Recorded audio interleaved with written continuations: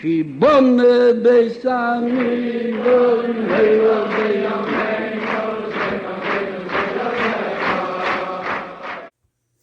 Olá, gente, shalom, shalom a todos. Estamos iniciando mais um estudo diário das 7 leis. Então, hoje nós estamos entrando mais um dia de estudo diário. E nesse estudo diário de hoje, a leitura do Guia Beninoa, ela vai avançar mais um pouquinho.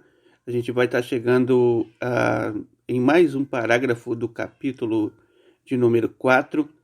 A gente já começou a ver que esse capítulo número 4, ele vai abordar algumas coisas, explicando sobre o Beninoa durante a história e durante a escritura, qual o nome que o Beninoa é encontrado. Como é que a gente encontra isso direitinho dentro das escrituras e como isso se procedeu ao longo da história. Então a gente está vendo hoje, conforme nós começamos a ver ainda ontem, né? Nós começamos a ver ainda ontem com alguns detalhes até importantes. E dentro desses detalhes nós começamos a ver sobre a questão do Beninoa, ele receber um título do qual ele fazia uma aliança com o povo de Israel e ele poderia habitar dentro de Israel. Essa aliança era feita de forma que ele removesse toda a sua idolatria e também removesse todos os seus altares, tudo aquilo que é relacionado a Vodazará, e recebesse sobre si as 7 leis de Noa. Então, quando ele fazia isso, ele se tornava,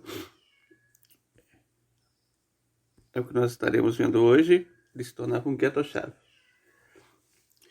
Então, a leitura de hoje, ela está na página 24, na segunda edição do guia, na página 24, capítulo 3, parágrafo 3, e a pergunta é: como era feita a aceitação do monoteísmo através das 7 leis? Então está escrito o seguinte, que os interessados em pactuar com o povo judeu deveriam receber estas 7 mitzvot perante um tribunal rabínico judaico e recebia naquela ocasião a condição de Getoshav, ou seja, o prosélito cidadão. Este nome era dado porque ele poderia assim habitar na terra de Israel juntamente com os judeus. Então nós temos aqui hoje o conceito do prosélito cidadão, que é o Getoshav, né? Existia 2 tipos de guerim. Um ger era o convertido e o outro ger era o chamado prosélito cidadão, no qual ele poderia resistir dentro de Israel, dentro da terra de Israel. Ele poderia habitar porque ele era um monoteísta, ele não praticava idolatria. Ele tinha renunciado às suas idolatrias. E dentro dessa renúncia que ele fez de todo tipo de idolatria, ele poderia então finalmente morar dentro da terra de Israel. É claro que ele não poderia praticar nenhum tipo de transgressão relacionada a essas 7 leis dele. Essa era uma condição. Então a pessoa recebia as 7 leis de Noa. Ou seja, ele não podia praticar idolatria, ele não poderia blasfemar, ele não poderia derramar sangue, ele não poderia roubar, ele não poderia praticar atos imorais, ele não poderia maltratar os animais e devia praticar justiça. Então ele era ordenado a esses 7 preceitos. Então ele deveria viver dessa forma. Ele recebia esse nome de Getoshav, por quê? Ele era um prosélito cidadão. O que significa isso? Significa o seguinte, que ele era alguém que era um estrangeiro, né? Ele não era um judeu, ele era um estrangeiro, né? Ele era um não-judeu. E apesar dele ser estrangeiro, ele poderia ser um cidadão da terra de Israel. Ou seja, ele poderia habitar ali. Então, esse que é o nome devido. É o nome que nós encontramos, por exemplo, muitas vezes na leitura da Torá, você vai encontrar esse termo. Ou muitas vezes na leitura do Taná também você vai encontrar esse termo. E muitas vezes é traduzido assim, aquele que habita no meio de vós, né? Muitos acabam traduzindo dessa forma.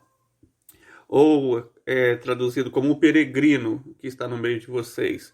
Ou muitas vezes é traduzido o prosélito mesmo, o prosélito.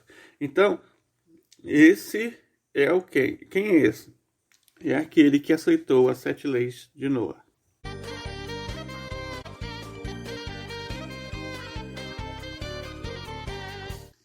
Continuando o nosso estudo diário de hoje, nós estamos na mitzvah diária. A mitzvah diária continuamos na mitzvah de Avodah Zarah, ou seja, de não praticar idolatria. E hoje nós estamos chegando à 18ª ramificação. Ontem vimos sobre a ramificação de não fazer feitiçaria. E hoje vamos dar continuidade dentro de um tema que é bem semelhante àquele, que é encantamentos. Lá em Devarim, capítulo 18, 10, 11, está escrito: não se achará entre vós encantador. E daqui nós aprendemos que nós não devemos enfeitiçar cobras, escorpiões ou outras criaturas perigosas para que supostamente se tornem inofensivas, nem usar métodos semelhantes para supostamente tornar uma pessoa imune a danos. Também é proibido acreditar que tais práticas são eficazes, já que, na verdade, nada mais são do que trapaças, além de estarem relacionados ao conceito da feitiçaria. Então, nós aprendemos que nós não devemos, somos proibidos de encantamentos e invocações de forças da impureza.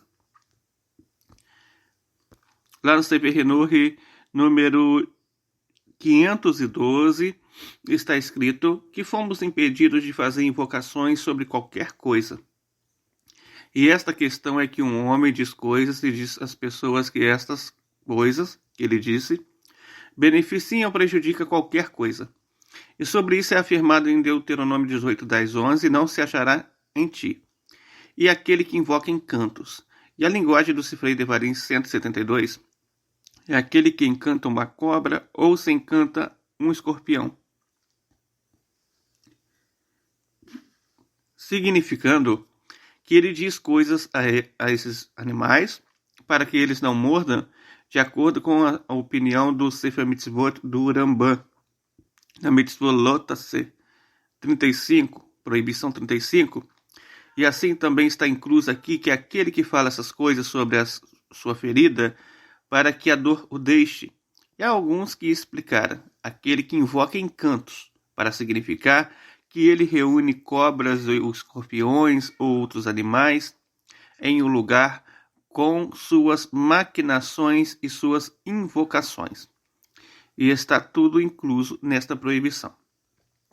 Nós aprendemos também com Maimônides que toda idolatria é proibida para os judeus e também é proibida para os Bnei Noach. Isso está escrito lá no Mishneh Torah, Sefer Shoftim, Ilhot Melahim, capítulo 9, 2, do qual nós podemos ler que um Bnei Noach que adora falsos deuses é culpado desde que os adore de uma maneira que represente a adoração daquela idolatria. Um Bnei Noach é punível por todo tipo de Avodah Zarah, que um tribunal judaico consideraria digno de punição judeu. No entanto, um Bnei Noach não é punido, mesmo na época dos tribunais, não seria punido por um tipo de Avodah Zarah que um tribunal judaico não consideraria digno de pena de morte um judeu. No entanto, embora um Bnei Noach não seja executado por essas formas de adoração, ele está proibido de se envolver em todas elas. Não devemos permitir que erija um monumento ou plantem uma áshera ou façam imagem coisas semelhantes, mesmo que seja apenas por causa da ornamentação. Devemos ter fé completa, somente confiar em Hashem. É o que nós vamos aprender lá no Sefer Madá. Isso está no Sefer Madá. E o Sefer Madá fala da seguinte forma sobre esse assunto. Sefer Madá, Avodat Kohavim 11:16. Todas as questões relacionadas à feitiçaria são falsas, mentiras, com as quais os idólatras originais enganaram as nações gentílicas a fim de conduzi-las após eles. Quem acredita em artes ocultas desta natureza e em seu coração pensa que são verdadeiras e palavras de sabedoria, mas são proibidas pela Torá, é tolo e ignorante. Os mestres da sabedoria e aqueles de conhecimento perfeito sabem, com prova clara, que todos esses ofícios que a Torá proibiu não são reflexos da sabedoria, mas sim vazio e vaidade, que atraiu os fracos de espírito e os fez abandonar todos os caminhos da verdade. Por essas razões, quando a Torá advertiu contra todos estes assuntos vazios, ela aconselhou tenha fé perfeita em Deus, seu Senhor. Toda feitiçaria proibida para os Beni Noa, nós encontramos lá no Talmud Bavili, Tratado Sanhedrin 59b e 60a, no qual está escrito que não permitirás que viva uma bruxa, Êxodo 22:17, e está escrito no seguinte versículo: quem se deitar com um animal será morto, Êxodo 22:18, é derivado daqui que qualquer um que está incluso na proibição de se deitar com o animal também está incluso na proibição de praticar feitiçaria. Então aqui nós aprendemos o seguinte, que nós não devemos praticar nada que seja relacionado a algo que possa se aproximar da feitiçaria, com encantos ou manipulação dessas forças que possam modificar a natureza, ou então que possa modificar até mesmo algo em relação ao controle e ao domínio sobre algo.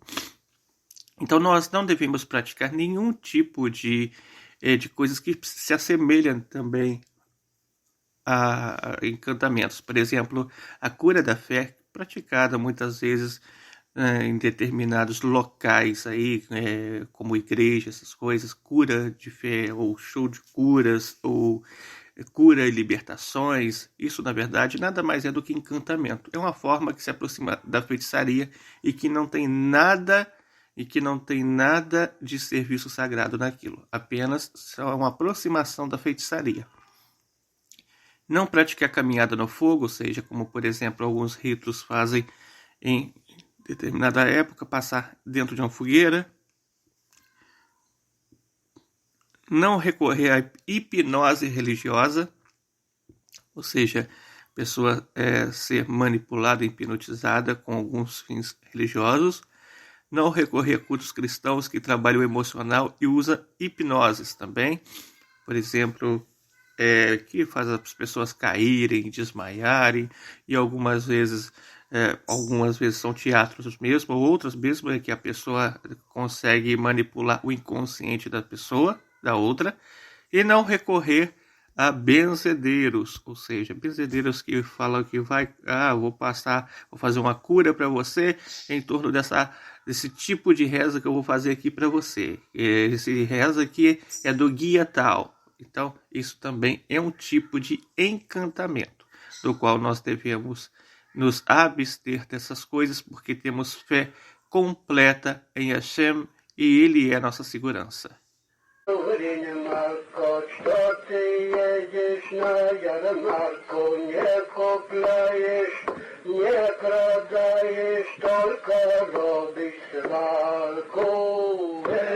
Esse foi o estudo do Diário das 7 Leis de hoje.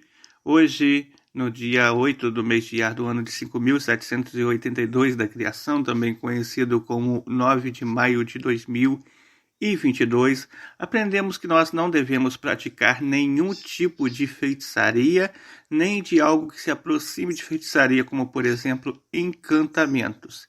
Aprendemos não somente isso, mas aprendemos também o conceito do Get Toshav, o que era o Get Toshav.